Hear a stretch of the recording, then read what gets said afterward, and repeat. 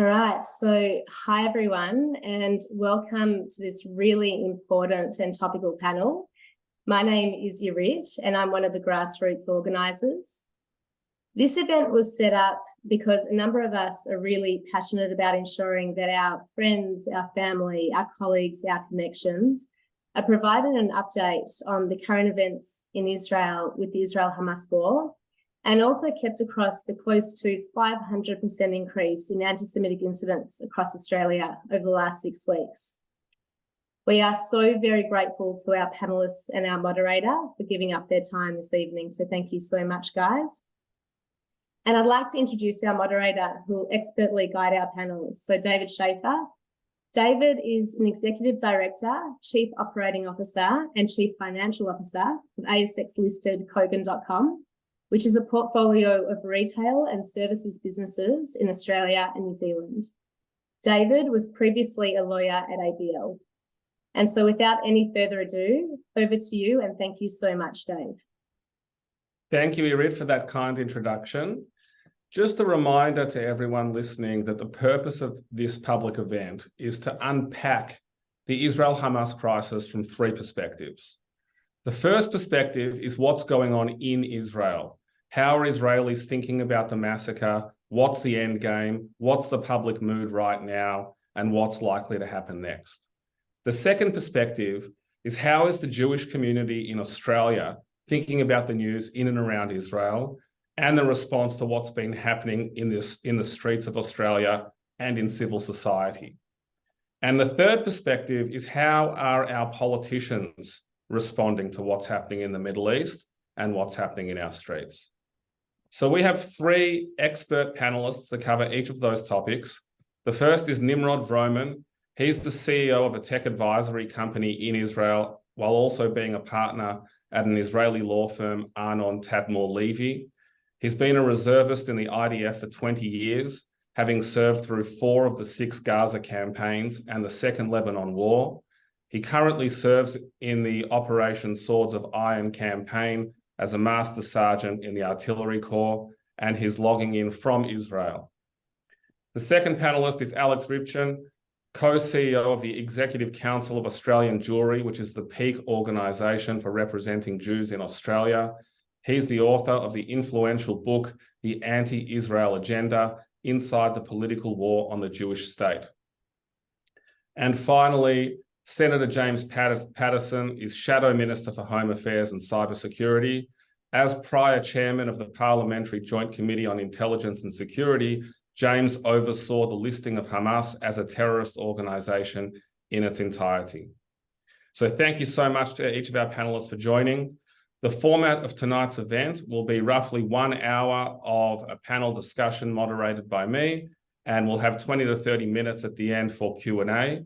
So at any stage tonight, feel free to write a text question into the chat, and we'll go through your questions and try and answer as many as possible in that last 20 to 30 minutes.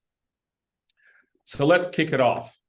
Nimrod, firstly to you, what is the national mood in Israel right now? There's recent news of a deal to retrieve 50 or more hostages in exchange for 150 Palestinian prisoners and other items. Can you take us through the sense of what's happened in Israel over the last 6 weeks, from the initial shock of 7 October up till today? Give us a sense of what's going on the front line. All right, thank you very much, and thanks for having me. Just as a, by way of introduction, I have been working with Israeli startups for the last 15 years, with about 500 of them. Very intense practice in the consulting business and the law firm. To give you an idea of what the mood is like in Israel, that entire career of mine, and I assume there are other people who've got, long careers behind them who are attending today. That entire career of mine is like a part of a different dimension. It doesn't exist to me since the 7th of October. So that sort of like sets the stage with respect to where we entered, what phase we entered in our country's existence on the 7th of October. I do want to say, before I answer in more depth, that whilst I'm in uniform, I'm providing my personal opinion based on my personal experience here. I'm not mandated by the Israeli army, and I'm happy to share my personal opinion, but I'm in uniform because I have been for the past 45 or so days since I joined. Actually, I was already let go of the IDF when I was 37. My unit is a highly technological unit, and I was personally technologically obsolete by the age of 37, even though other reservists might go to the age of 45. So when this thing happened on October 7th, my family and I were on vacation. We basically fled the hotel to a friend. As we fled the hotel, it had rockets fired at it. We had a very panicky situation with my two daughters. I've got a 9-year-old daughter and a 5-year-old daughter, and we realized live in the morning how grim the situation was. We were actually afraid, pardon me for the background noise, we were actually afraid that we might be shot at. The notion was that there might be those vans everywhere with the terrorists looking to just execute people. We didn't know where geographically it was happening. We knew that it was happening around Gaza, but there was a fear at the time on October 7th in the morning that this was going to happen all over the country. So very frantic moments there that certainly traumatized my two girls. And then during that Saturday, it became clear just how horrible the situation was, because within a few hours, Israel is so small, within a few hours, it became clear to us that all of us have friends or by first degree of separation or second degree of separation, or family members who are directly affected by this and are affected live, are suffering, because people they weren't just shot immediately. They were kept in, the bomb shelters for many hours until they were killed or taken hostage. It really ate into our souls. By October 8th, I was in a state of pure depression. I was bedridden. I couldn't do anything, couldn't go to work, was basically stuck on the news. And when I say this about myself, I mean to tell the guests here that this applies to everyone in Israel. The country halted. So the people who were enlisted, they knew they had to go to the army October 7th in the morning. But everybody else was just trying to make sense of it, and we still are trying to make sense of it today. On October 9th, I decided that I might be able to build a significant and meaningful role for myself within my original unit, the UAV unit that I served in, because I do have some experience from mainly from the Second Lebanon War, which is relevant, and from Operation Cast Lead and the 2014 Gaza operation, both of which we entered Gaza. So I basically found out who my unit commander was, and I asked if I could enlist myself. So that was the day, October 9th was the day that I personally took initiative. And I think that, again, Israelis at one point during that week, each of them found a way to take some sort of initiative to do something. So that was like a change of collective mood. So as we're suffering from this depression and mourning and understanding of the gravity of the situation and trying to digest the horrors and terrors of the way that the October 7th massacre was conducted, people started taking initiative, volunteering, just in a sense, really uniting. That felt good for a bit. When I joined the unit, I immediately got into the thick of things, and I've just been there ever since. I've been taking a few nights at home with my daughters, but it's been 24/7 cycles ever since. When we regained control of Israel, there was a bit of an uplift. Again, everything is marred by the fact that we know that our lives are never going to be the same. But by the third week, the stories of the hostages became far more troubling, because you'd realize that the hostages were there for a long time. You didn't rescue them. There was no Entebbe rescue like in 1976. And now the stories of the hostages and the personal acquaintance that you slowly make with their families, who appear on the news and everywhere you look, that takes front and center while you're trying to retaliate, while you're trying to regain control and follow through on the mission to eradicate Hamas from the Gaza Strip. You're starting to feel the hostage burn. So even if we were resigned to first taking care of Hamas, then negotiating for the hostages. Just the Israeli collective mindset by now, there's a lot of fatigue there. I think people are going to want to see 50 women and children released back to their homes. It's just unfathomable, especially when it comes to the children. And we know that it's not an amazing deal. I can address that later.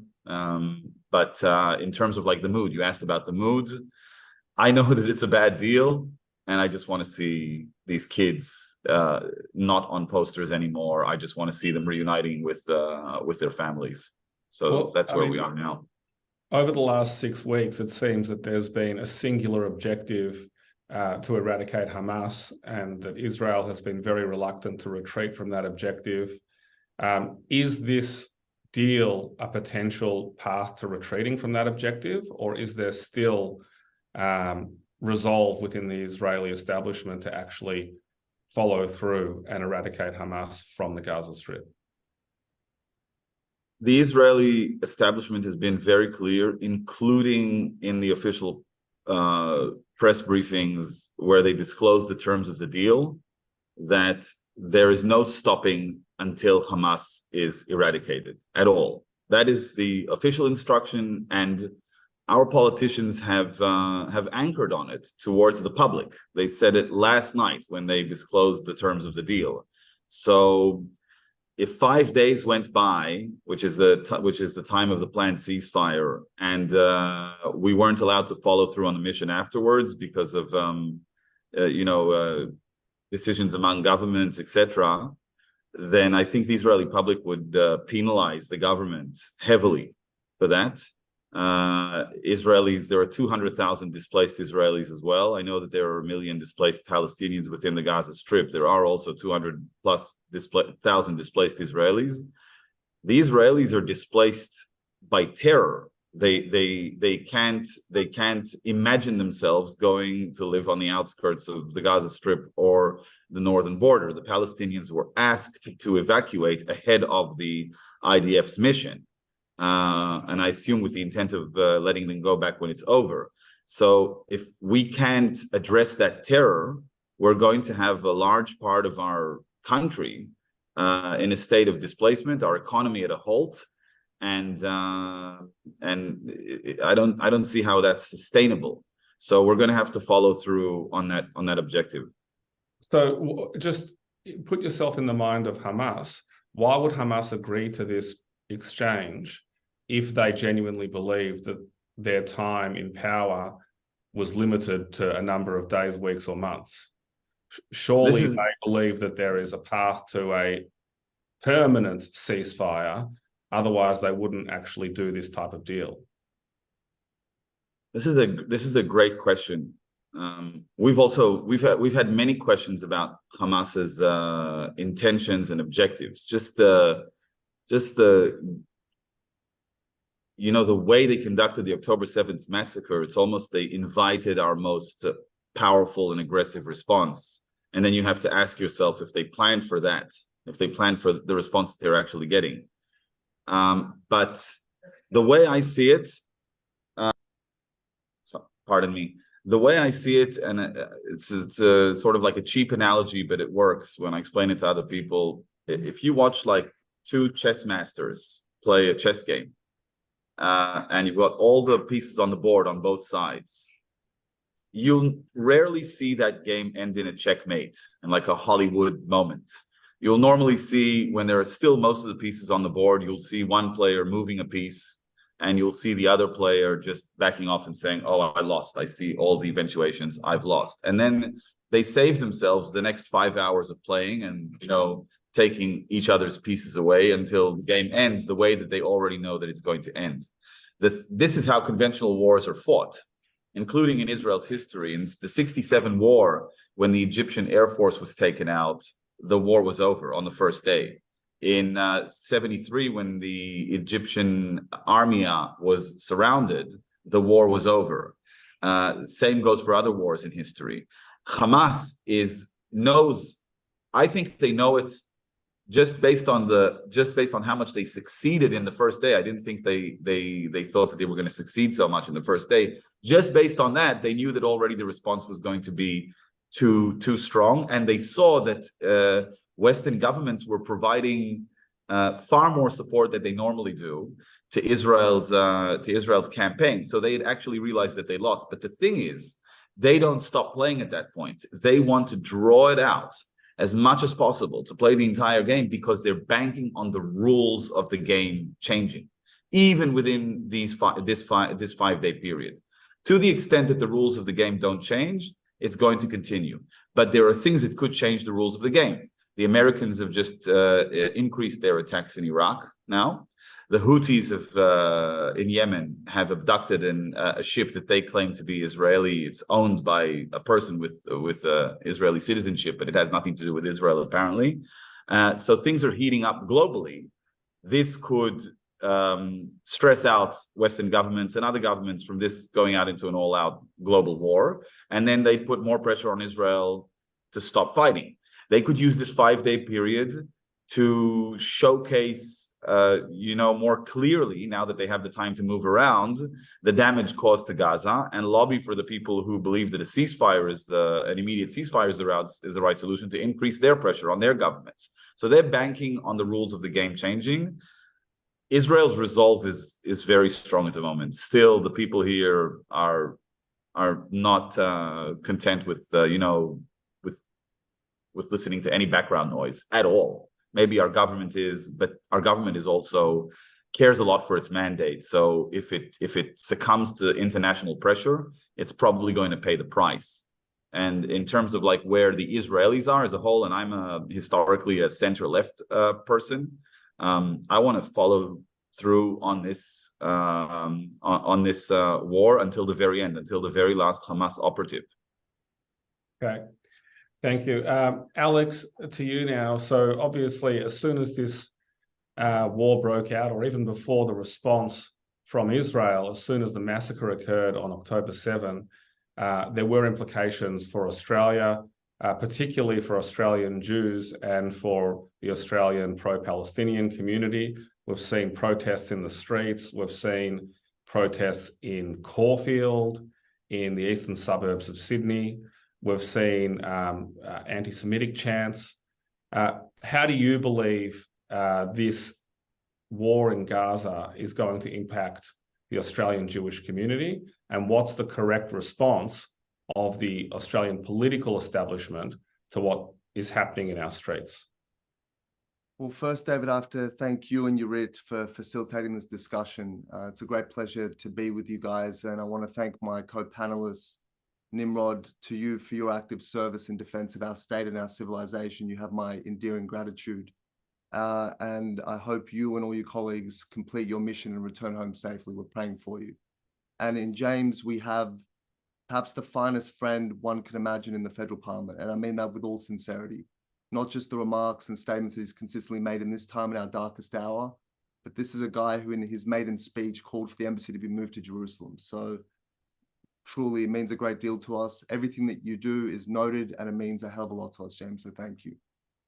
To your question, Dave, I think we need to put it in its correct context of what transpired on October 7. And for the Jewish people, for the community here, and the Jewish people around the world, this wasn't just another spasm in the Israeli-Palestinian conflict. This was something of generational trauma that was inflicted on us. This is something none of us will ever forget for as long as we live. This is something that will enter our traditions and our commemorations and our liturgy. This was a tectonic event. And, you know, in the rare quiet moments that I've had in the last 6 weeks, I keep trying to place it within the context of Jewish history to try and rationalize it and try and forecast what might be coming next. And I compare it to things like the Cossack rebellion in the 17th century in Ukraine, which brought absolute destruction to Jewish communities, and particularly the depravity and the nature of the barbarism, the rape, the torture that we saw on October 7 was similar to that. It reminds me of the Kishinev pogrom in Moldova in 1903, again, in the savagery and the impact that it had on the Jewish world. And it reminds me also of when the Crusaders came through the Rhine Valley in the 11th century and destroyed entire communities in a day or two. And that's what happened here. Whole settlements and communities of Jews that had lived there for decades no longer exist effectively. So the thing that I've learned from that is that whichever comparison is most apt, every one of those examples I've given and many more transformed the course of Jewish history. They made it such that things were never the same again. They were never as they were. And I think we need to understand that we're in a different world now. We'll get used to speaking about a pre-October 7 world and a post-October 7 world. And in terms of the immediate impact on the Jewish community here, aside from that just shock and trauma and the disbelief that something like this could happen again in our time, it led to this outpouring of anti-Semitism. And the critical thing to note about that is that it didn't occur with the mounting of Israel's response. The anti-Semitism began on October 7. On October 7, you had clerics on the streets of West Sydney saying that they're happy, that they feel enthusiastic and joyous at what transpired. You saw the first protest taking place, again, with the cries for an intifada, for a free Palestine from the river to the sea, the extermination of the state of Israel.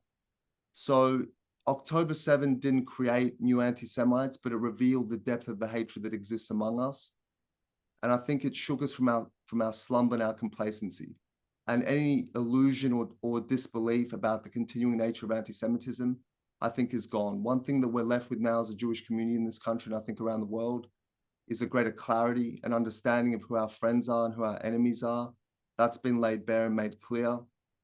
And in terms of what we need to do next. And the main thing we need to do is stay united. And if one positive thing has come from these horrors, it is that I've never seen the Jewish community in this country more unified.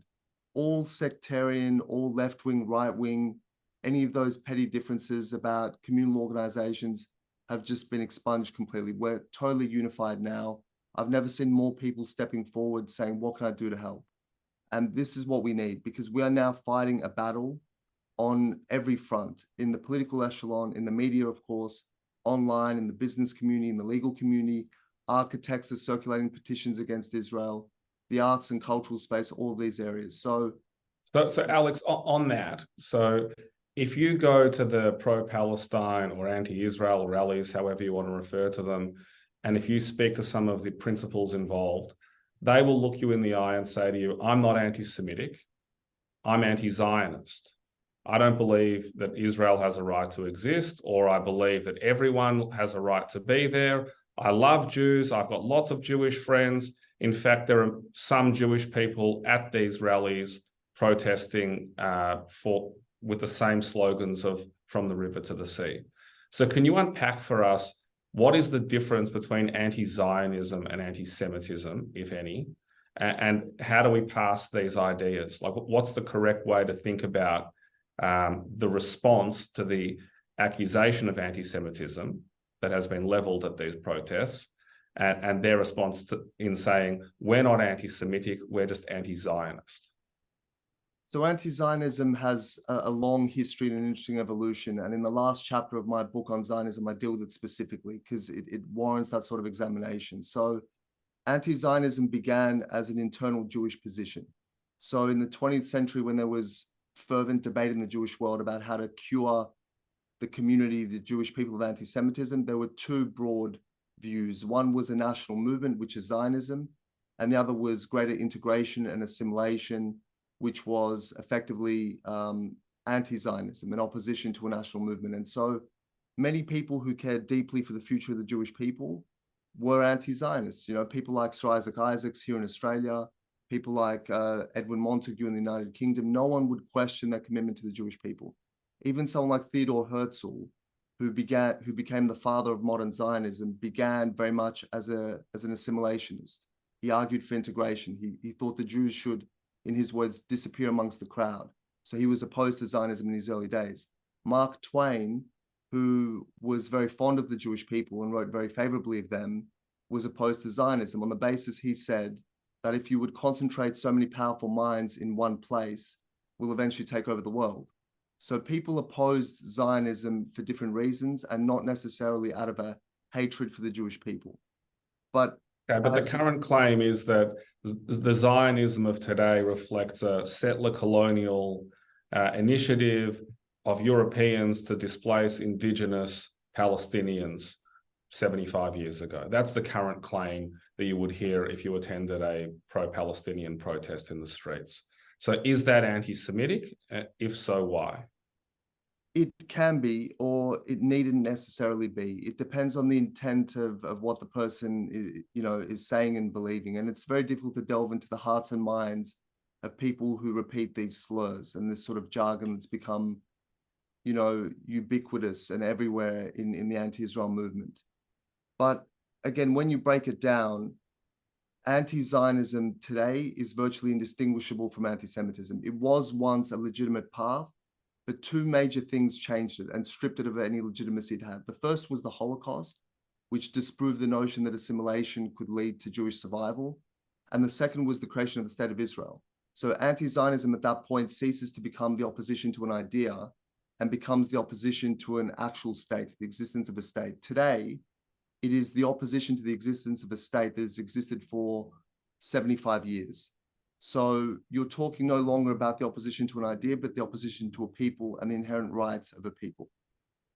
The other thing that links anti-Zionism to anti-Semitism is the language that it uses, their beliefs, the slurs which they transmit. So anti-Semitism has historically spoken about Jewish global domination, control of the media, of the banks, of the political class, of anything worth controlling. Anti-Zionists use the same language. Anti-Semitism has spoken about Jewish bloodthirstiness, the killing of children. Anti-Zionism trades in the same thing. Look at the placards and banners at any anti-Israel rally. So whether it's through malice or whether it's through ignorance, these people who now carry the mantle, carry the flag of anti-Zionism, they are supporting anti-Semitism. I think it's an irrefutable truth.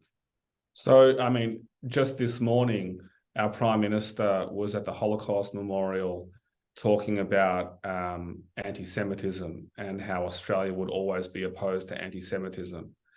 And to me, I thought that was, very interesting and welcome. But if you went to the pro-Palestine rallies on Sunday in the CBD of Melbourne, and you asked any random person on the street, are you opposed to anti-Semitism? 9 out of 10 or 99 out of 100 of them would also claim to be opposed to anti-Semitism. So it seems to be a hollow gesture until and unless we can agree on what is the definition of anti-Semitism. Because it sounds like what you're saying anti-Semitism is very different to the claimed definition of anti-Semitism by the people in the streets and potentially by the Prime Minister too. I think that's true. But frankly, I don't listen to the claims of the people at these rallies as to what is and isn't anti-Semitism. They're in no position to make that judgment. It is for the Jewish people to determine what hatred against us is, those who have the experience of anti-Semitism, the scholarly knowledge of it, not those who despise our community with a distinct passion. And I think you've arrived at a real problem here, and that is the absolute lack of awareness about what is and isn't anti-Semitism, even among decent people and people of good faith. And partly, I think that stems from the fact that we, the Jewish people, are poorly understood. What are we? Are we an ethnic group? Are we a religion? Are we a nation? So there's a lot of confusion around the Jews in very many regards, and particularly around anti-Semitism. But also, there's a deliberate attempt to distort anti-Semitism, to obfuscate it, to hide it. It's always been the case. Anti-Semitism has always masqueraded as something else, as religious commentary, as a political movement, as something based on race, and now it's dressed up as a political opposition to Zionism in the State of Israel. But again, you have to strip away those veneers, those masks, and look at the substance of what people are saying, what they're chanting, what they're calling for.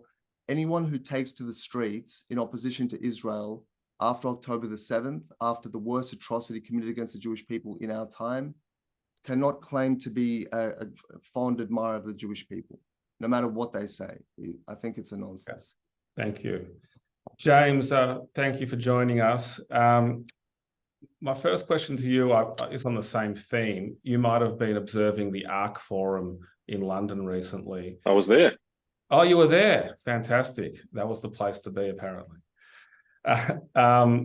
So Konstantin Kisin released a short speech, which was widely circulated on the internet.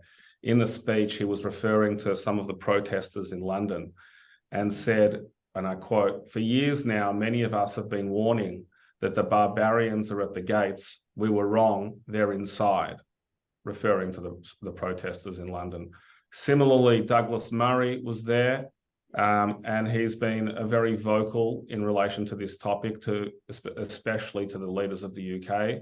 And he's saying that we need to get our own house in order to prosecute people for the glorification of Hamas, which is a proscribed terror organisation, and strip people of citizenship and deport them like Western governments did with ISIS supporters. Do you believe that barbarians are inside the gates of Australia? If so, what should be done about it? What should the Australian government be doing right now? Are we enforcing current laws in relation to the glorification of terror groups? Thank you, David. Look, again, a real pleasure to be on this panel. Good to see you again, Nimrod. Alex, thank you for your leadership of the community in an incredibly tough time. And David, thanks for this initiative. I've been deeply troubled by what we've seen in our own country after the 7th of October.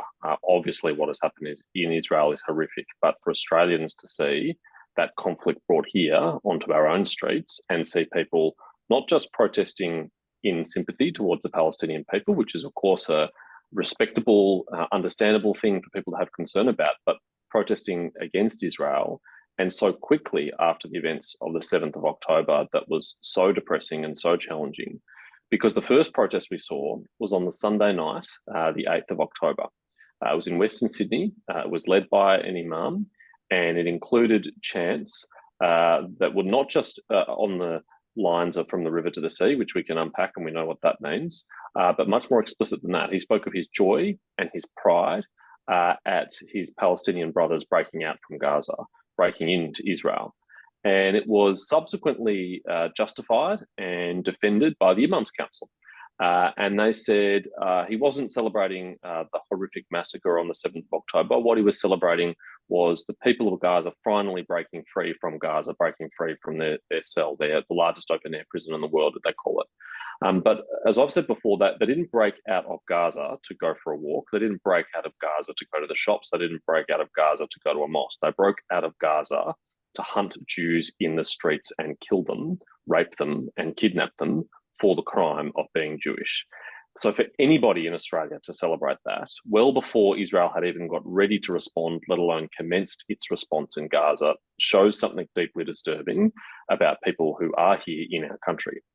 And some of them have come here as migrants to our country. Some of them are guests in our country, but others were born here and they were raised here and they were educated here. And that is a very troubling thing for us to have to confront the reality of, and just now start to think about how we deal with it.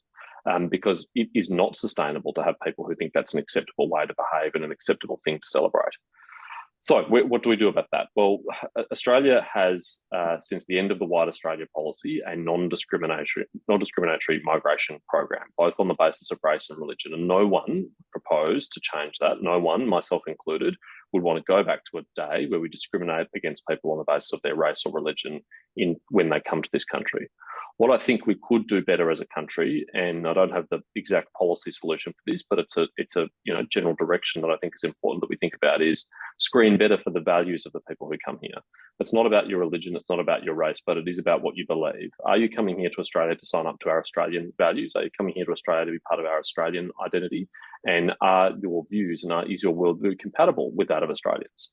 Because I don't think it's acceptable, for example, to hold a protest outside a synagogue on Shabbat and close it. I mean, that happened 2 weeks ago in Caulfield in Melbourne, and no one in the Jewish community can ever remember a time that's ever happened before, police evacuating a synagogue on Shabbat because they feared for the safety of the occupants. And that should never happen again. And the people who think that that's an acceptable thing to do and a tolerable thing to do, I think have very real questions to answer. So do you think that there is the political will currently in Australia to go through those policy initiatives and have think tanks and discussions and forums and community consultation to head in that direction of focusing on belief systems in the context of immigration? Is that something that's at all on the agenda of Australian politics right now?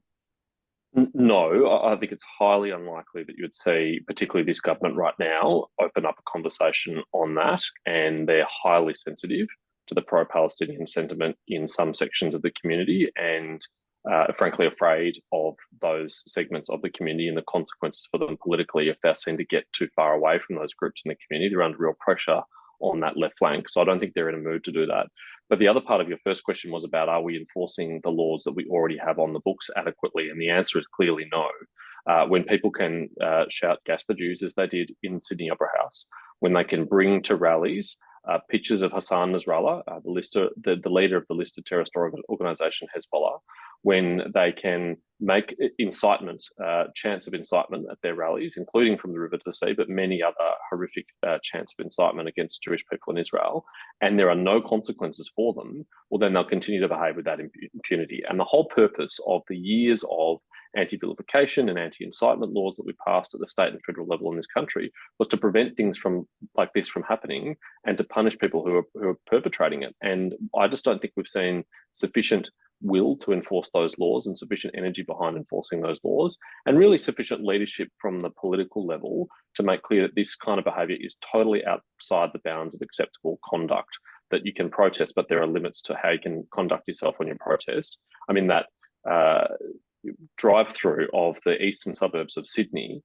was deliberately designed to intimidate. It was deliberately designed to incite. And the leaders of that, including one person who is a former convict of terrorism charges, appear to have got away with that scot-free, and there appear to be no consequences. So there is a lack of political will to deal with that problem. And I fear deep down in my bones that all the terrible things we've already seen happen in this country, something much worse could happen and will happen. I think we all fear that that will happen. And afterwards, everyone will wake up and say, wow, how did that happen? Where did that come from? Well, I don't think anyone here tonight will be surprised that happens and where it comes from. So this morning, the ABC reported that the Home Affairs Department has issued more than 800 visas to Gazan residents since the 7th of October. Now, also recently, there was a poll released out of Gaza, which a statistical poll that reviewed what are the actual views of Gazans and Palestinians. 91% of people in Gaza say that their view of the possibility of coexistence with Israeli people has decreased. 72.6% believe that Palestine will emerge victorious in the war. 75% extremely support or somewhat support the military operation of 7 October. 75% want a Palestinian state from the river to the sea. 60% of Gazans view the role of Hamas as very positive or somewhat positive. 97.6% view the United States very negatively, and 95.7% view the UK very negatively. So it does seem that, you know, if you took 800 people at random out of Gaza into Australia, you're almost certain to be importing a certain viewpoint and certain certain views of the world that are exactly the type of views you've just described as unwanted in Australia. How would a Home Affairs Department under James Paterson, which is a potential possibility or likely a likelihood, how would you respond to those sorts of issues? So, David, first of all, about 30 Australians who are citizens have left Gaza and have been supported to come home. And Australian citizens have an absolute right to come home unless they're subject to a temporary exclusion order because of an adverse security assessment by one of our intelligence agencies. So I support the efforts the government has gone through to get those Australian citizens home. The 800 people that you're talking about are not Australian citizens. They do not have the same right to be here. They might be a family member or a relative or a close associate of one of those Australian citizens, and they may want to come here, but we have to think very carefully about whether they should come here and under what circumstances they should come here. The absolute bare minimum for a cohort like that or any migrant seeking a visa is they have to undergo a security assessment. And 800 visas in 6 weeks from a jurisdiction where the Australian government obviously does not have a presence on the ground is a very, very quick turnaround. And it raises questions for me about whether or not the appropriate and adequate security vetting has occurred for that cohort and whether or not all the normal processes were followed, or whether or not some corners were cut in welcoming those people and granting those people visas. So I will be asking questions about this. I am concerned about this at face value. I'm surprised by the size of the number. It's a very large number, given that there are only 30-odd Australian citizens there. To have 800 people being granted visas is worrying at face level. Do you think it would be a security concern for someone to support the 7th of October Hamas attack? Is that something? Yes. Yes. So yeah, that's making inquiries as to that question is something that's warranted in the circumstances? The question I have, David, is whether or not you can actually ask that question right now with our immigration system in the way it is and granting of visas. We don't interview people about their political views per se, but I would be very troubled if we have granted a visa to anyone who thinks that October 7 was acceptable in any way. I would be really troubled by that, and I'll be asking lots of questions. Okay, thank you. Nimrod, another one for you. So one of the sparks of hope that I've seen in my analysis of what's happened in Israel over the last 6 weeks is that on 7th of October, there was a widespread concern that the Israeli Arab population, which is 20% of the population, might have its own uprising against the state of Israel. But it seems over the last 6 weeks that the exact opposite has happened, and that the Arab population of Israel is joining what was formerly the protest movement in Israel, and is actually assisting in both the defense of the country as well as lay activities to help out in all of the civil society aspects. And I think it's encapsulated quite well in the YouTuber or the internet personality Naz Daily, who's an Israeli Arab. He used to describe himself in his own words as Palestinian Israeli, but after the 7th of October, he now describes himself as Israeli Palestinian with the Israeli first. Do you think that gives some sparks of hope as to the landscape between Israelis and Arabs through the region over the next 10, 20, 30 years, if we zoom out? Well, I'm an optimist at all costs, and I don't think I can afford to be anything but an optimist at all costs. I don't think any Israeli can afford to be anything but optimistic. In fact, our national anthem revolves around the sentence, "We haven't lost our hope," right? So, one of the reasons for that is that if we were pessimistic, then we would have to face the notion that we're not looking at 800 people within our landmass who celebrate Hamas. We're looking at 2 million in Gaza and similar statistics in the West Bank. Not as high, but certainly not low.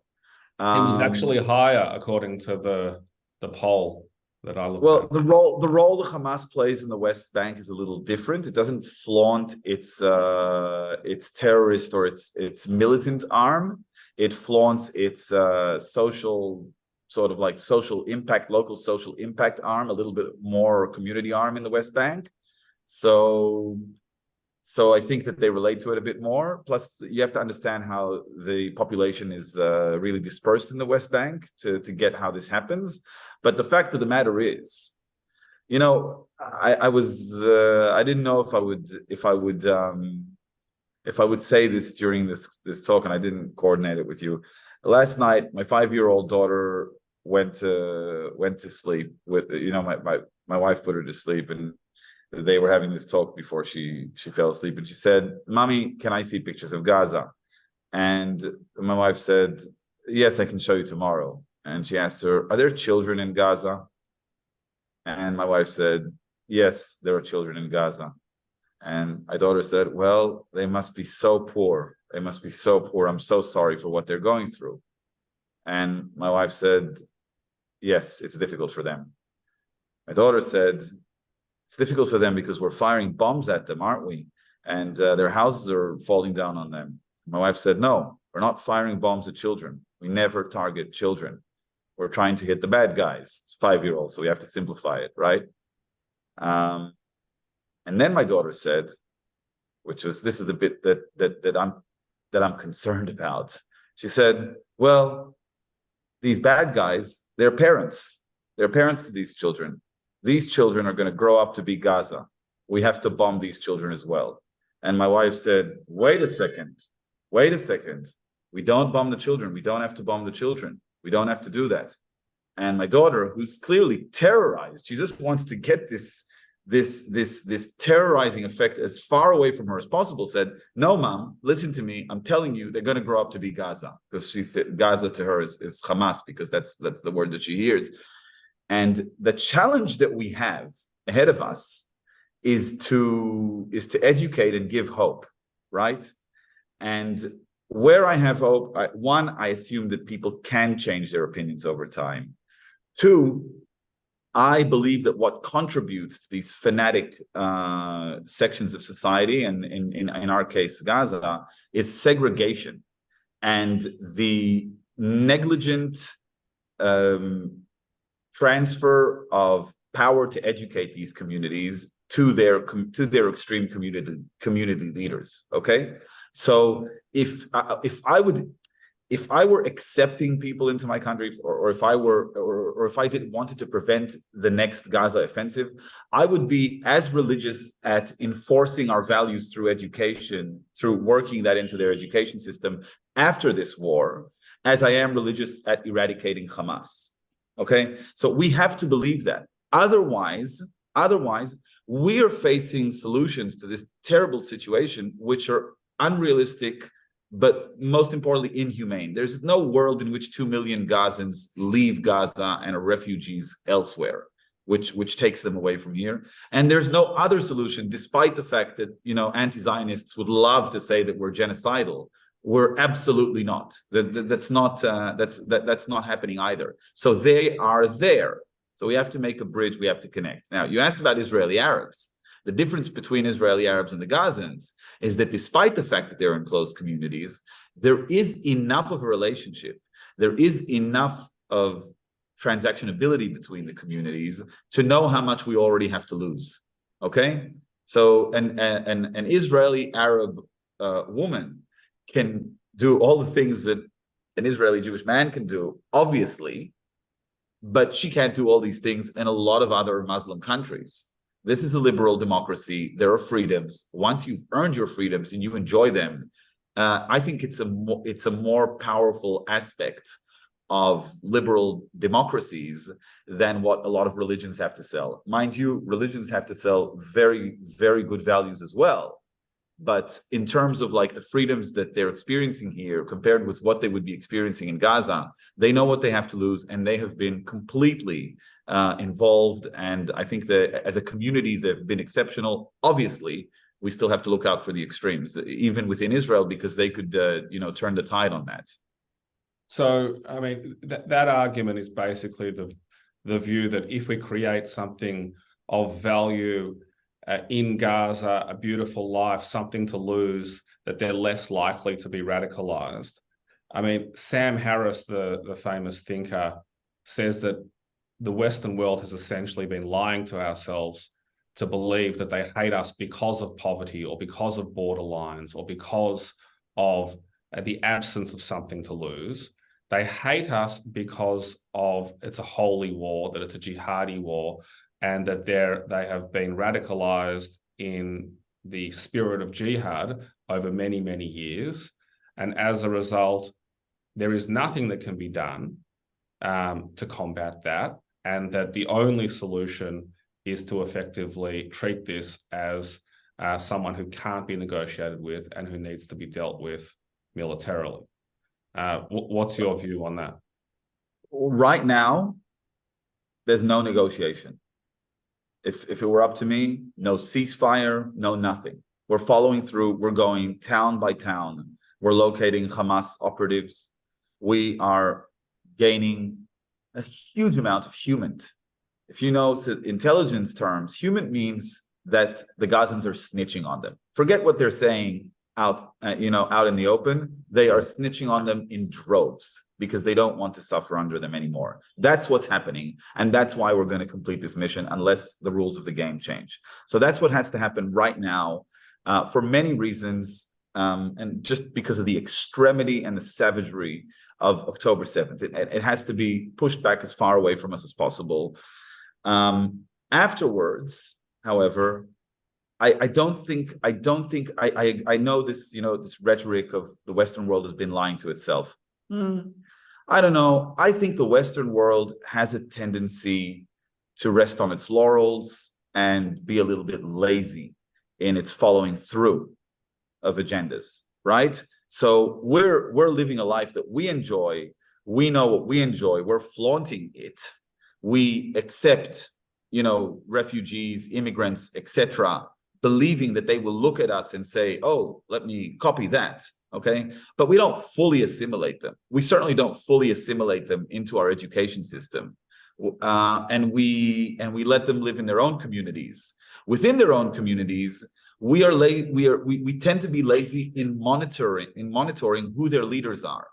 At the very least, if we were to empower moderate leaders who were responsible, if we're not assimilating them into our communities and we're letting them live in their own communities, which is, by the way, the case in Israel. There are many, tight-knit Israeli Arab communities. It's not like they're living everywhere. Tel Aviv is a bit more, complicated. Jerusalem, of course, but they're living within their own communities. At least empower moderate leaders who for whom it's important to incorporate the values of liberal democracy and actually let them experience them.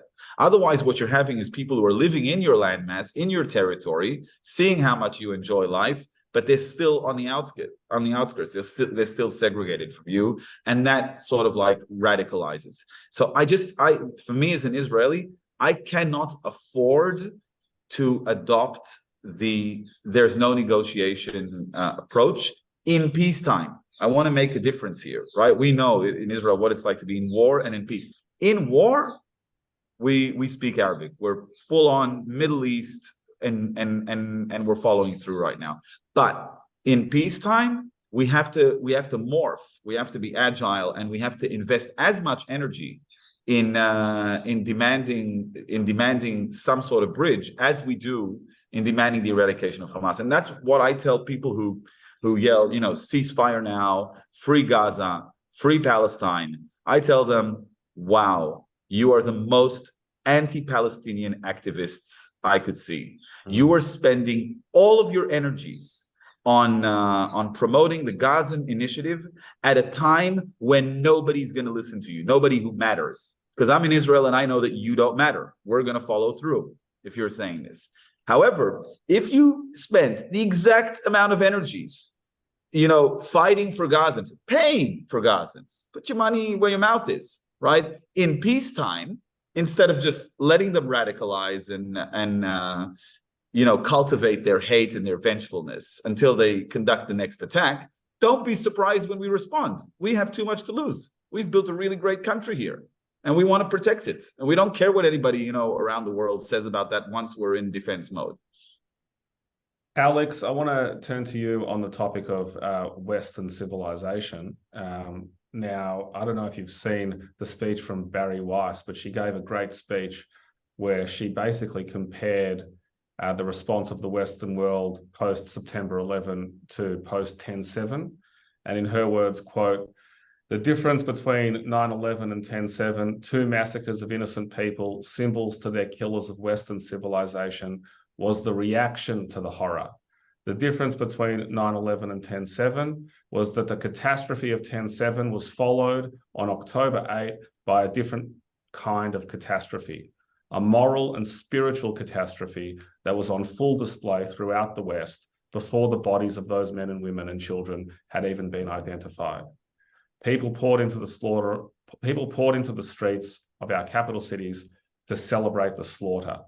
She then goes on to explain that it's the result of the progressive movement, the DEI movement, moving through our universities, and a change in the view of the Western civil society and intelligentsia to focus on the oppressed versus oppressor narrative. And that in this context, the oppressor is Israel, the oppressed is the Palestinians, and everything else is justified. There's no amount of barbarism that can't be justified if you're fending off a settler colonial initiative.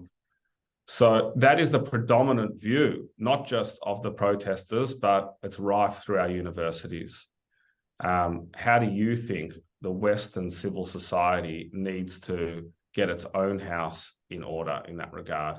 Not in respect of the people chanting in the streets, but in respect of educational and civil society organizations. Well, with the second part of that proposition, I think it's absolutely true. So if you spend years spreading this propaganda that Israel's a colonial enterprise, that it's an apartheid state, that it commits ethnic cleansing, genocide, organ harvesting, whatever evil can be thrust upon it, it does. These are the new Nazis, everything like that. Then it follows from that, that anything inflicted back on it is justified. And some will say that, yes, the October 7 atrocities were perhaps excessive. We don't condone certain elements of those atrocities and crimes, but broadly speaking, as a form of resistance, it's justified. So certainly those who in peacetime perpetuated this mythology, these slurs, this slander about Israel are responsible for what's happening now. There's no question about that. In But terms do you of, accept that it's part of a broader transition within the Western academia of a change of a narrative towards oppressed versus oppressor, not just in the Israel-Palestine context, but more generally? I think that narrative has long been there. And, you know, there are differences in the response to the global response to 9/11, but there are also great similarities. People were cheering in the streets after 9/11 as well. A lot of people thought that America got its comeuppance, that the chickens had come home to roost. 9/11 should have unified the civilized world. Everything should have been clear, but instead it led to this incredible self-doubt. People started to think very quickly, did we inflict this upon ourselves? And why did they think that? Partly human malice and stupidity, which abounds, but also people believe this because they want to believe it. Because if it's our behavior that induces this sort of slaughter and savagery, then it means it's within our means, within our control to change it. Because if it's us, we can change our behavior, they won't hate it as much. It's far more fearsome, it's far more confronting and terrifying to think that there are people among us and people around the world who subscribe to a fundamentally different view of life, of the world, of the people around them. They want to kill where we want to live. They want to destroy where we want to build. And that is a more jarring reality, but I think that's the truth. So certain aspects of the response to 7 of October were unique. And I think that's brought on by a number of factors, partly also the fact that Israel in peacetime, again, was so defamed and slandered that people came to accept this. Partly also the fact that it's remote and people expect things to happen in a war zone far away, whereas to happen in New York City, the greatest city in the world, is a shock to people. But again, I see more similarities. Even the fact that, you know, the conspiracy theories and denial that started coming out very quickly after 9/11. This was an inside job. This was a Mossad hit. This was CIA planned. That level of stupidity. And we're seeing it now as well, people denying it. One of the things that has shocked me, but also, I suppose, informed me, I always wondered how people could question the Holocaust. The Holocaust is the single most documented, evidenced event in human history. Millions of victims, witnesses, hundreds of thousands of perpetrators, immaculate evidence, killing sites, it's all there, and people would still deny it. And now we see why, and we see how. They deny simply because they want to deny. And the same is happening now. People denied September 11, they're denying the rape, the slaughter, everything that happened on October the 7th. So I see difference, but I would disagree with Barry in some aspects as well, because I see a lot of similarities. I think there's a long-term trajectory, a long-term slide in Western civilization, a lack of faith and confidence, and seeing what we want to see rather than what's really there. James, what's your view on the background to the response from Western academia? Do you think that this is something that naturally occurs when there's a decline in a global hegemon like the United States? Is there a change in the tectonic plates of power structures that run our world, and as a result you've got different groups, including academia, heading in different directions, and that there's chaos? Or is there a philosophical underpinning to the abandonment of Israel and of Western ideals in some of our academia? David, I largely agree with Alex. I think he's right that it's always been there, and we did see it after 9/11 as well, but I think it's getting worse. I think we're on a trajectory and a downward trend, and it's getting worse and worse and worse.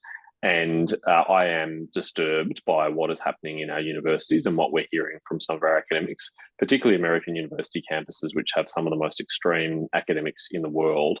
And, you know, we saw those tweets from prominent academics at, you know, Ivy League universities in the immediate aftermath of 7 October, where they said things like, what did you think we meant when we talked about decolonisation? Of course, this is what we mean, and violent resistance is a legitimate and appropriate part of the decolonisation agenda.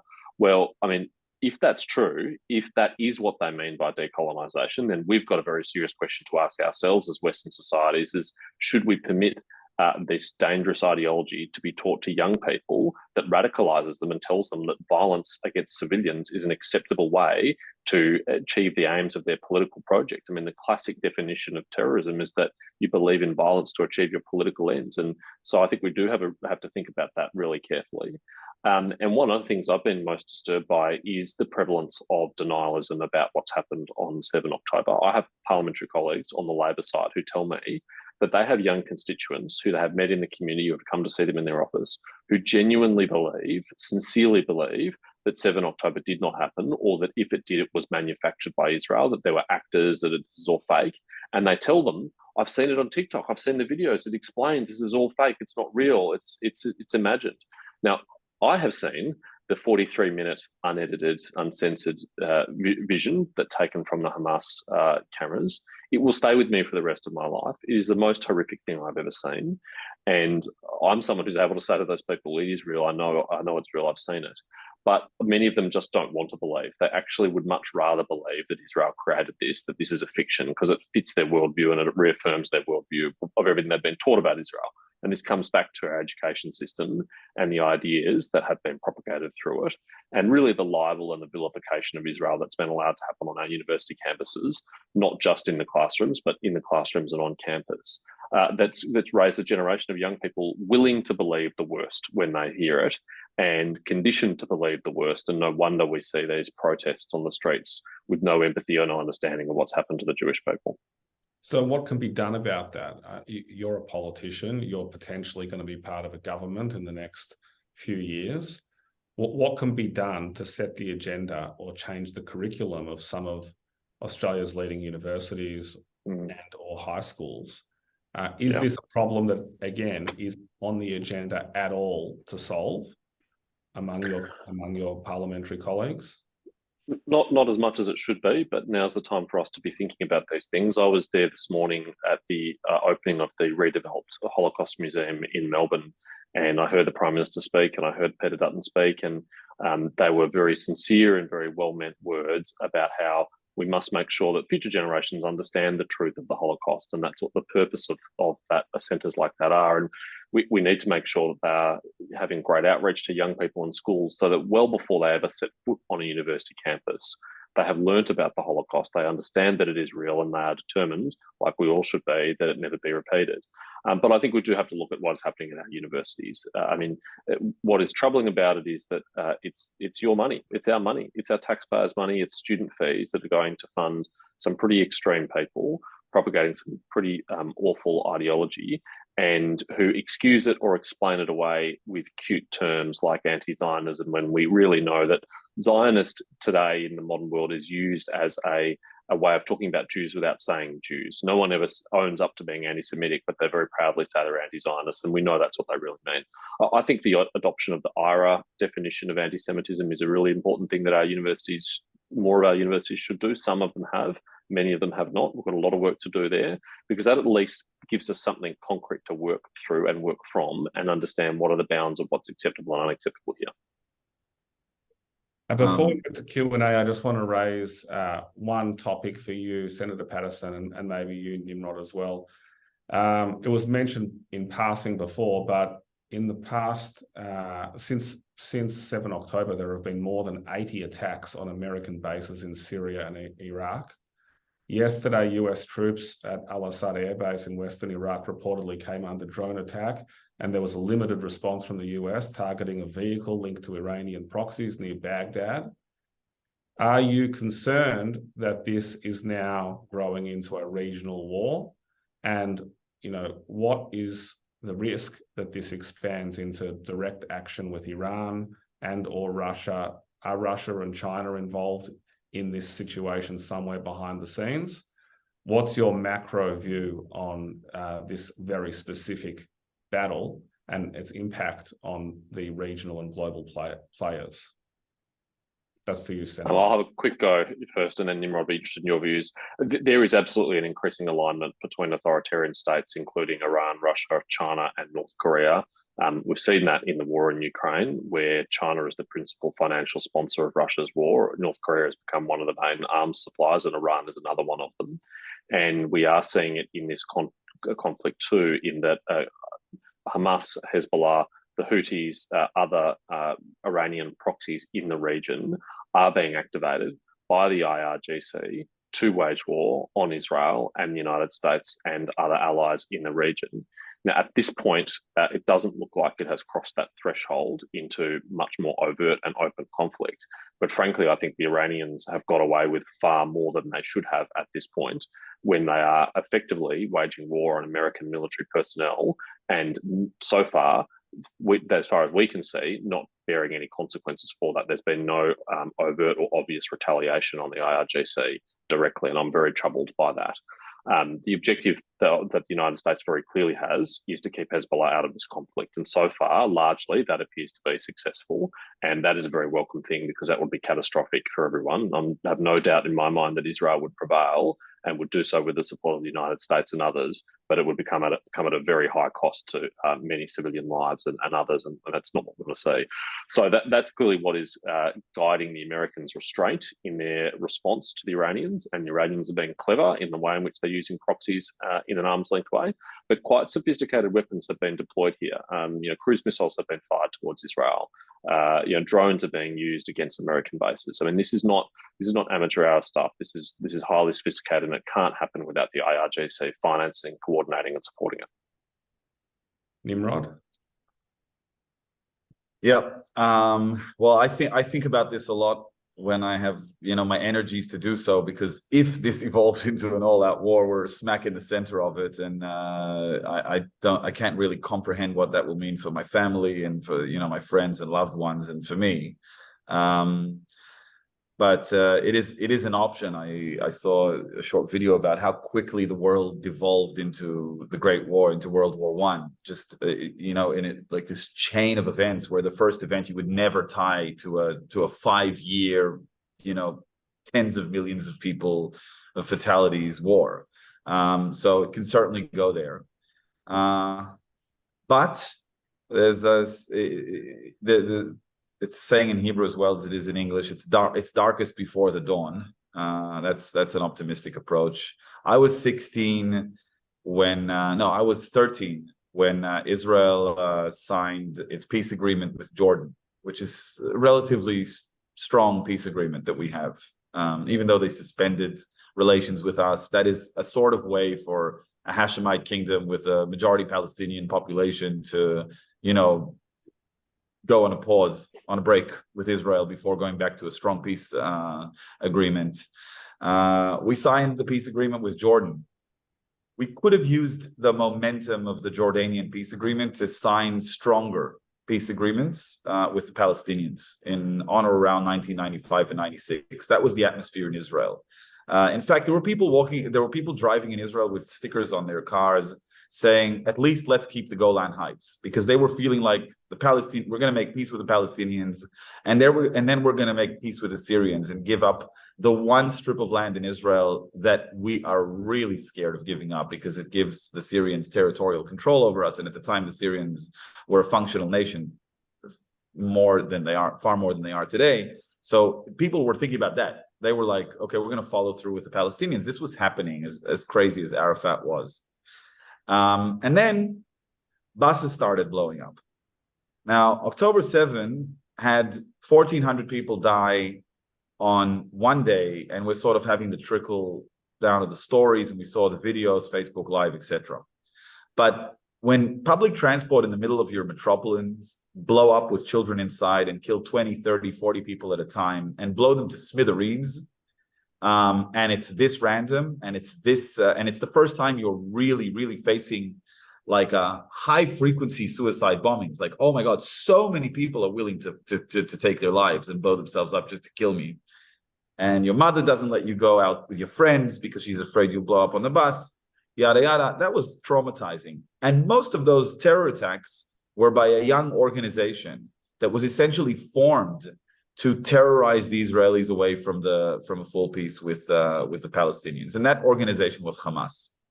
And it in many ways succeeded, even though the Oslo Accords were signed when everybody was just out of energies to follow through on them properly, right? It's like they were signed, but then Netanyahu gets elected because the public ear just couldn't stand the pain anymore.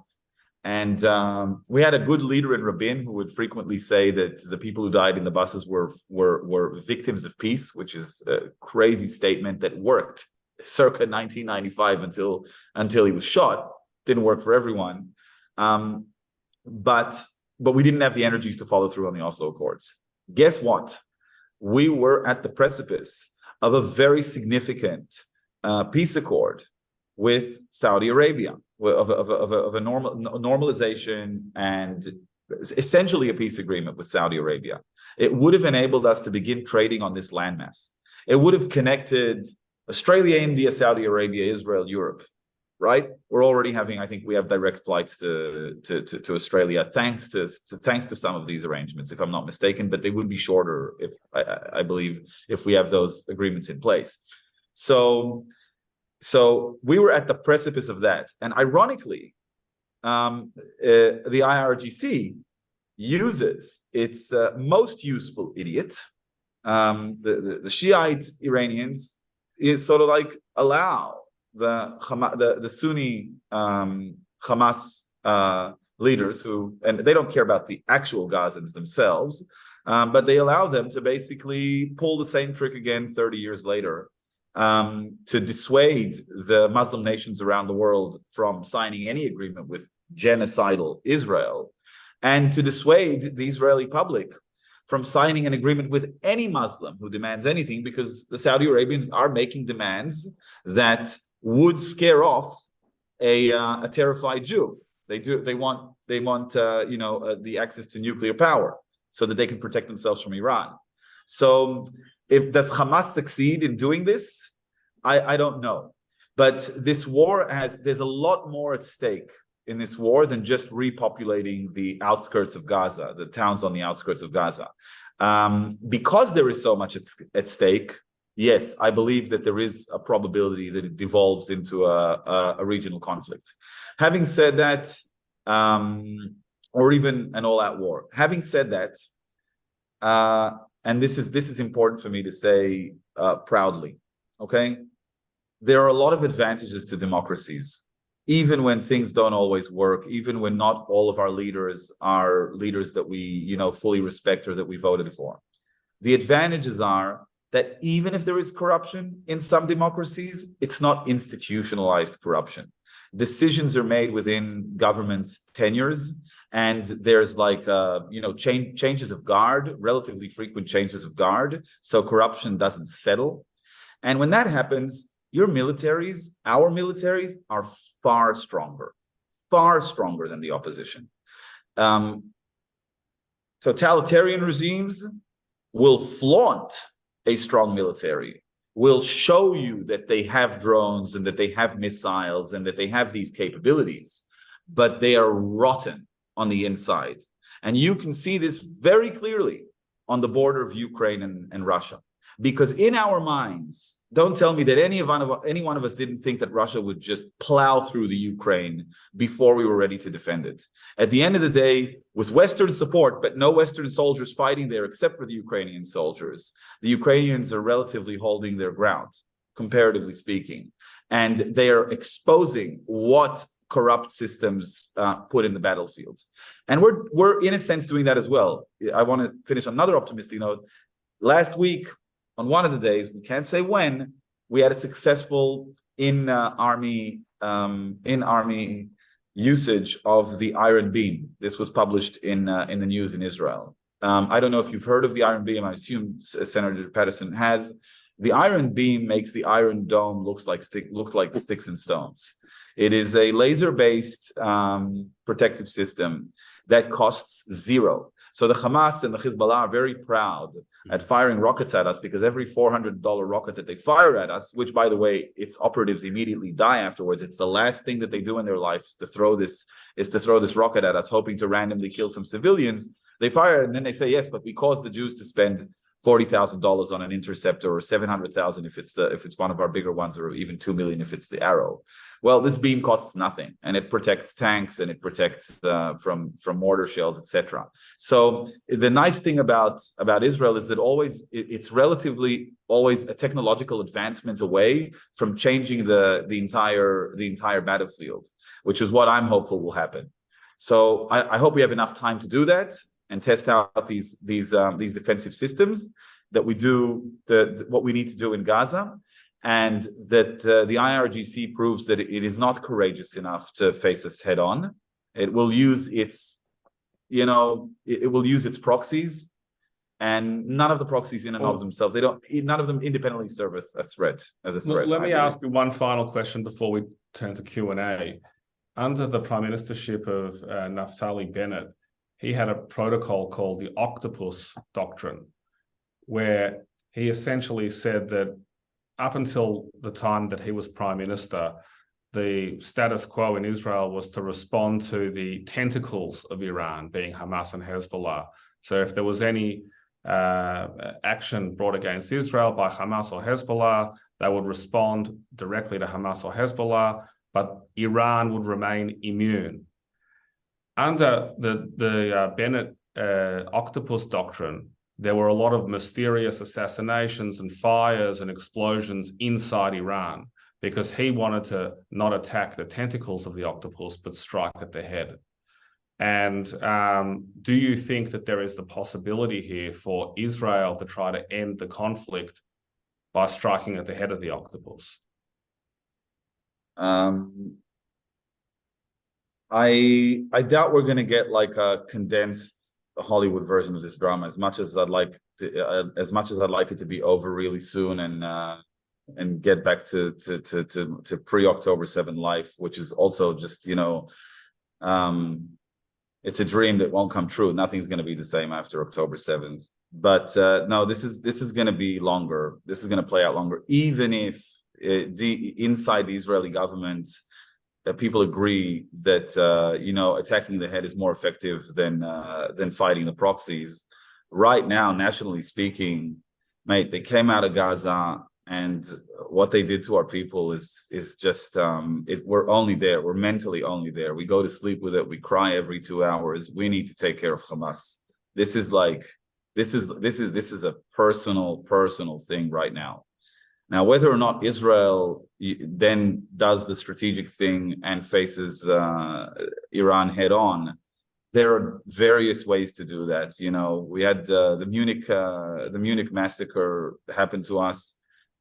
We can also play the long game, is what I'm trying to say. You might not see it like on time, like it was a well directed movie, but we also play a long game. All right, moving to Q&A now. Alex, this one's for you. Can you discuss the effect of the effective dehumanization of the Jewish Israeli people, as seen by the lack of the public street recognition of the depth of depravity shown during the 7th within the general community, and especially the women's community? Me too, unless you're a Jew. And how can we change that? Or is this not a real thing, and I've been seeing shadows, or is it a preparation for a future event? No, it's very much a real thing. And we've seen the response of the so-called human rights organizations and the great defenders of human rights that are the Australian Greens, the trade union movement, a lot of the hard left generally, and a lot of the public. There's been, some apathy, some victim blaming, denial, all of these responses. And why they're occurring, I think it's for the reasons we discussed earlier. When over years and years and years, and this goes back a long time, you mentioned my first book, The Anti-Israel Agenda, where I kind of chart the history of the demonization, the politicization of the war on Israel.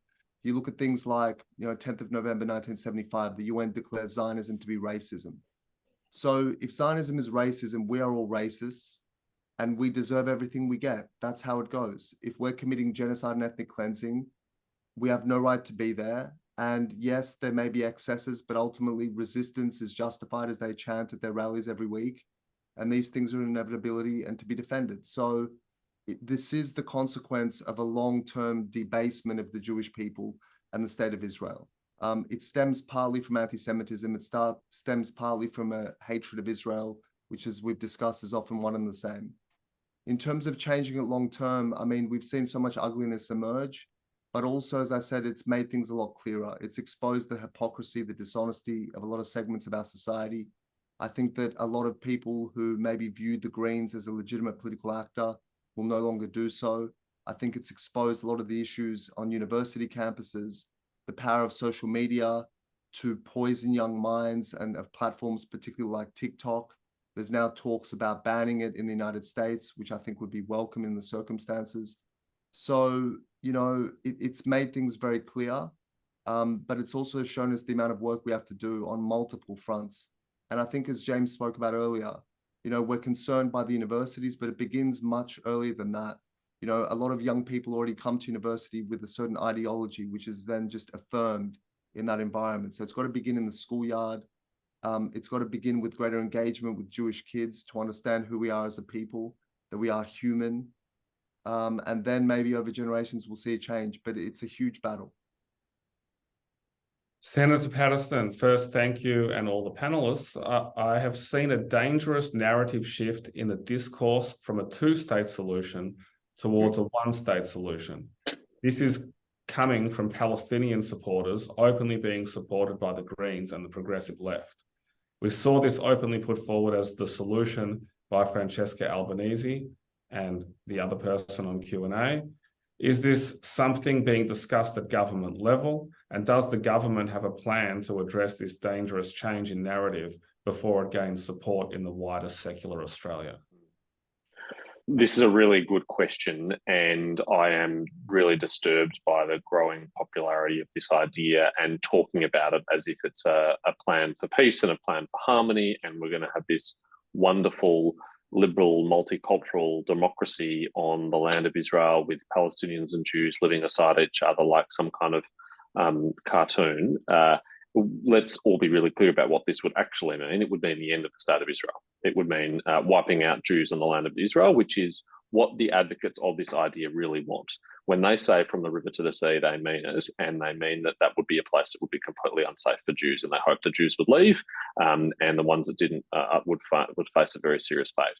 So Francesca Albanese is an extremist, but she has the imprimatur and the brand of the United Nations, which for people who are outside of our circles, who don't understand the history of bias at the United Nations against Israel, think of it as a completely legitimate position and someone speaking with authority. So it is a dangerous idea that we have to tackle head on. And it has no support at the political level in Australia other than, I think, some Greens. I think certainly some Greens would advocate it, but no one in any mainstream political party entertains it. But you're right to flag it because it will gain some popularity in the public consciousness for people who don't understand it and think at a conceptual level, well, what could be wrong with everybody living together and alongside each other? I mean, we know you cannot live alongside Hamas, which is exactly what this would ask the people of Israel to do. Thank you. Nimrod, before 7th of October, certain groups were recording strange activities on the other side of the fence in Gaza. Why were these recordings not taken seriously? Furthermore, there were warnings by Gazan Hamasniks that were also ignored. Why were these warnings ignored? Again, it took many hours for rescue services to attend. What could the reason for this be?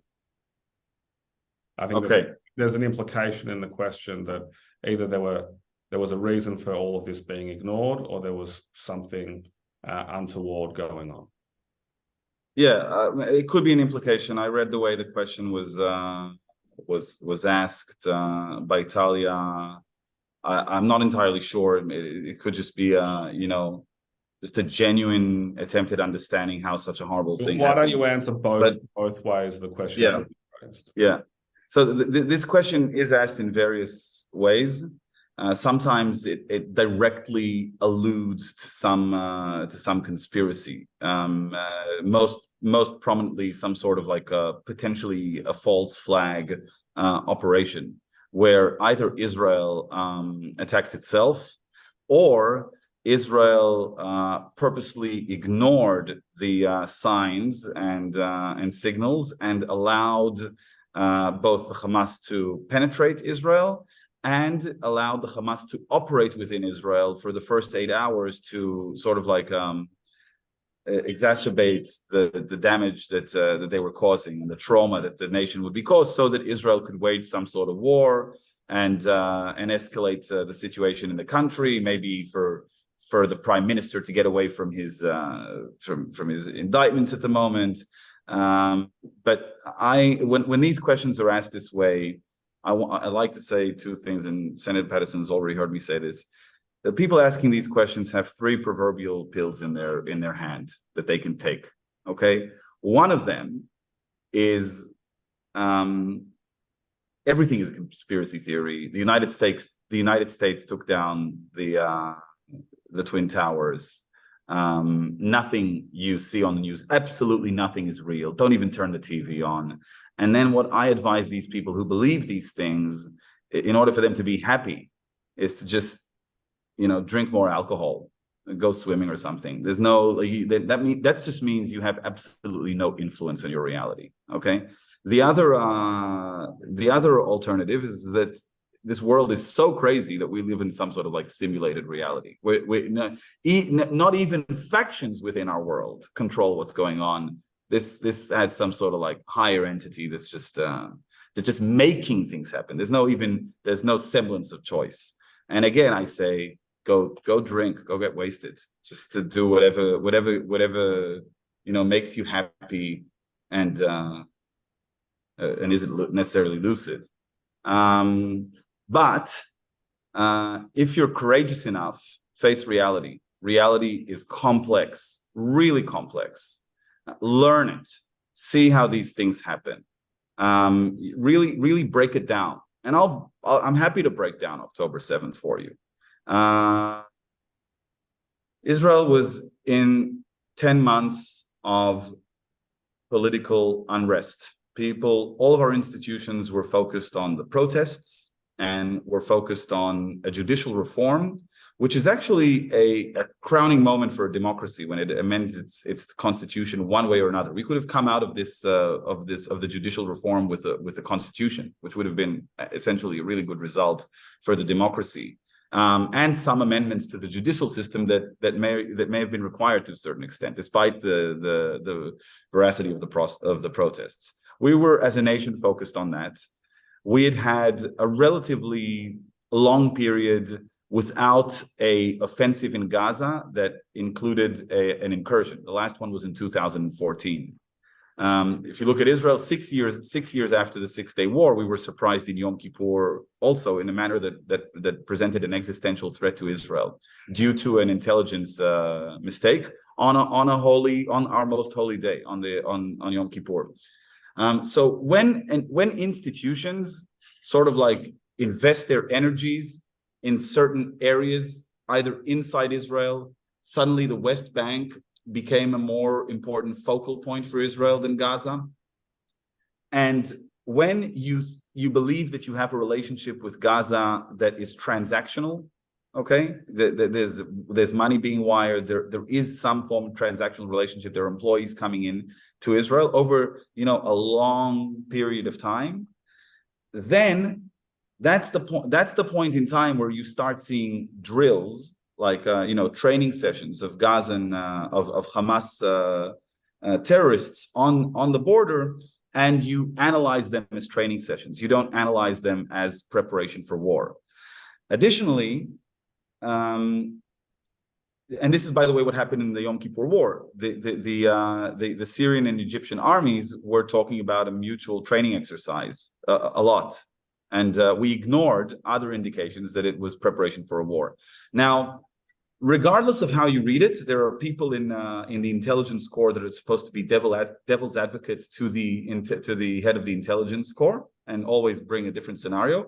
Regardless of how you read it, if you were to read the Hamas's activities around the fence in the preceding week or two, to the event, you would have to make a decision which is borderline outside of the authority of the IDF, borderline, to change your the amount of troops that you have, the amount of ready and ammunition-filled planes, helicopters, and drones that you have on the border, on a Saturday, on a holiday.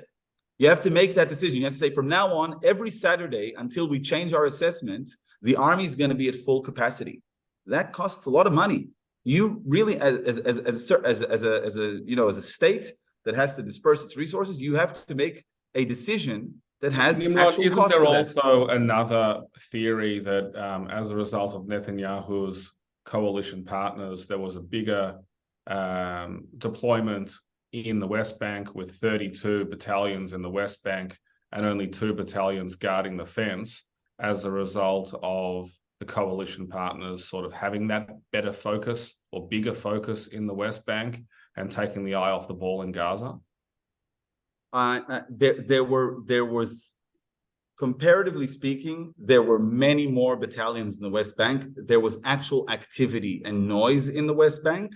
However, if there were 16 battalions in the West Bank, I am not sure that there would have been much more than 2 in Gaza on a Saturday morning on Simchat Torah. So I want to also deflect that theory as well. I don't think there would have been more than 2 in Gaza at the time. Moreover, just how an army works, hey man, I'm the best soldier in this unit. It's a Saturday morning. I've been here for a long time. I'm the most experienced one. You're a young gun. You just came in. You take this Saturday on Simchat Torah. I don't need to do it. So you got even within the soldiers who are just a little less equipped, a little younger, are there. Now let's go to Hamas.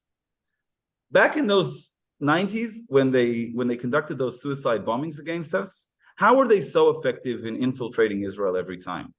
Hamas's DNA is actually quite astounding. It is the DNA that enables it to conduct an offensive like this when it wants to, and it is the DNA that will cause it to lose itself because we decided to eradicate it. It's the same thing. It's 2 sides of the same coin.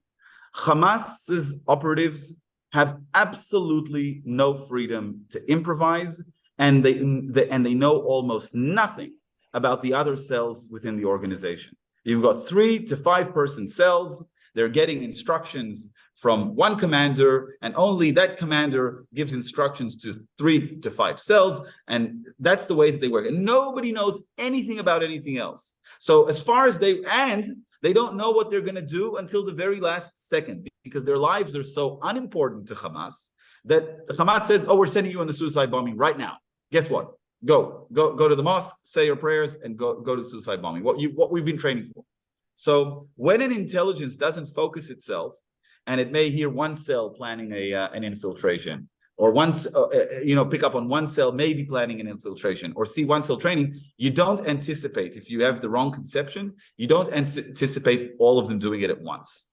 And when all of them do it at once, then your whatever response you do have ready for the first 7 hours is going to seem like you didn't respond.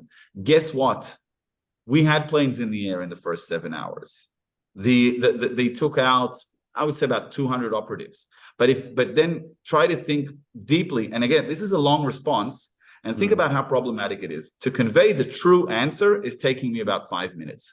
But this is a generation with a low attention span that gets its news on TikTok and simply cannot comprehend that someone could go into a house and pull a baby out of a pregnant mother's stomach and cut it open and then cut the baby. I can't comprehend it. There's got to be something different. Somebody really evil has got to be out there pulling a false flag operation or something like that. No. Okay. We're running up on time, but I'm going to go until 9:40 for everyone who's listening. Hope that's okay with everyone. Couple more questions and then we'll wrap it up at 9:40. Senator Patterson, considering all the anti-Semitism we've experienced in Australia recently, for example, the attack on the cyclist, the hit and run attempt at the elderly gentleman that was attacked with a syringe, as well as the violent rallies, we feel unsafe in Australia. We feel that the police, especially in Victoria, do not have enough power to protect us, and instead we're being asked to stay home, have our kids take exams at home instead of going to uni, send our kids to school without school uniforms, etc. We're scared. What can Australia do to help us feel safer in our own homes? Let me separate my answer into two different parts. On the one hand, of course, we should all follow the advice of Victoria Police and CSG, and they are saying at the moment you do need to be careful. Unfortunately, even in Melbourne, even in Australia, visibly identifying yourself as a Jew, and that's a terrible thing. But in the medium and the long term, this can be never acceptable in a country like Australia. We can never tolerate the idea that the solution to the problem is to hide your Jewishness and hide who you are, and that's the way to be safe. So while we follow the security advice in the short term, we have to be determined to build a society where that's not necessary in the medium and the long term. And it starts by making sure there are consequences for the people who are perpetuating these crimes. I mean, that video of those deranged people running out of a pub on Chapel Street in South Yarra to attack an elderly man who had an Israeli flag on his bicycle was deranged. It was unhinged. It was bizarre that anyone thought that was appropriate, but I'm not aware of any consequences for those people who did that. And of course, there's been much worse incidents than that. You referred to the gentleman with the syringe. Obviously, the protests outside Central Shul in Caulfield on Shabbat a few weeks ago. These are disturbing things. And frankly, the stickering that we've seen, supposedly anti-Israel stickering, but also only put on Jewish businesses, including in Balaclava, as recently as this week. I mean, we know what this is about. It's about striking fear in the heart of the Jewish community, and the only way is to arrest and punish the perpetrators. Now, do police have the powers to do that? Yes, I believe they do. Frankly, I think it's an excuse to say they don't have the powers. Probably the only extra legislative power that they need here in Victoria is to restore the move on powers that they used to have, which this government has repealed. That would have been useful for the police in relation to the protest outside the synagogue. They could have directed the protest to move on, and if they didn't move on, they could have arrested the individuals who refused to do so. That is something that should be fixed and fixed promptly. But other than that, actually, it's just a will to enforce the law. And police, in my view, have been far too timid in doing that with these demonstrators. They haven't adequately explained why they've been so timid, but there has been a philosophy more generally that police believe that they have to softly and more gently enforce the law around these kind of events, because if they rigorously enforce the law, that might promote a backlash. And I think that's a very troubling position for police to have got themselves in. They're fearful and afraid of enforcing the law, and we have to fix it. Final question to you, Nimrod, something that was touched on by you in the context of your daughter. We're all obviously seeing lots of shocking images of the humanitarian situation in Gaza. There are 2 million people in Gaza. Not all of them are Hamasniks. Obviously, we all feel for the innocent civilians in Gaza. Do you think enough is being done to talk about the potential future for the citizens of Gaza, for the civilians in Gaza, and to sort of think about how that future could be a brighter future, and what could happen for them to actually build them a way out of this in a positive direction? Well, it starts with how we're conducting this war. I'm very much involved in one of the divisions of the army, I think we spoke about it earlier, that has a direct effect on loss of life in Gaza. I own that. It's a part of the Air Force, it's the UAV division. The amount of effort that the IDF is putting into removing civilians from populated areas and minimizing civilian casualties, as difficult as it is to hear when you're not getting reports of how many Hamas operatives and terrorists died, but you are getting constant reports from Hamas about how many civilians and children died. I can tell you that the efforts being put into this are, you could probably not be able to explain them to a mother of a soldier, because the efforts don't include waiting on a target and thinking about it. They include putting many soldiers in harm's way. They include taking on the rockets being fired in from Gaza, from areas that we're not going to attack. They include waiting with the ground incursion until the population walks away. They include not attacking real population centers like the schools that they're in now, even though the Hamasniks are in the schools. All of this is slowly, very slowly, that's trickling into the minds of the Gazans. If you actually invest your time and go into Gazan social media, I'm relatively connected to that through a certain account. You'll see that when they do get a chance, when they are walking south, finally, they'll hurl a few curse words at the Hamas government on the way down. They'll say that this is all their fault, and that the Jews have been nice to us, is what they say. The Zionists have been nice to us, or the occupiers have been nice to us. Is there enough thought about what's going to happen next? I would say certainly it's not in the discourse across all of society, because we're still focused on what we need to do, and there's still a long way to go, about 2 or 3 months. But I've actually never really heard Netanyahu.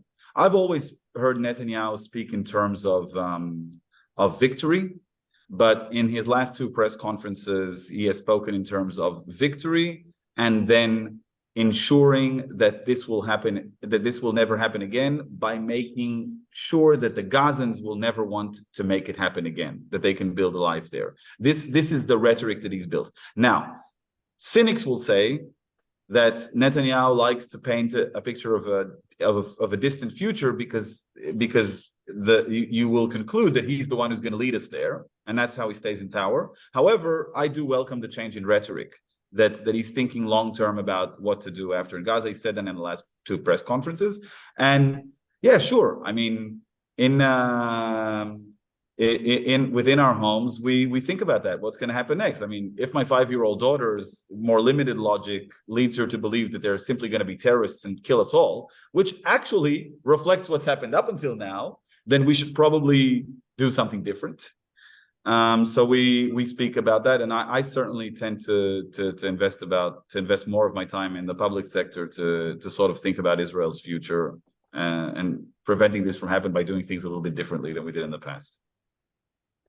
On that note, we'll wrap it up. I just want to say a huge thank you to each of James, Alex, and Nimrod. Thank you to everyone logging on from home for your attention, and we hope that this was some informative for you and inspiring in some way, and that you got something out of it, and really appreciate your time. Have a good night to everyone. Good night. Thank you. Thank you.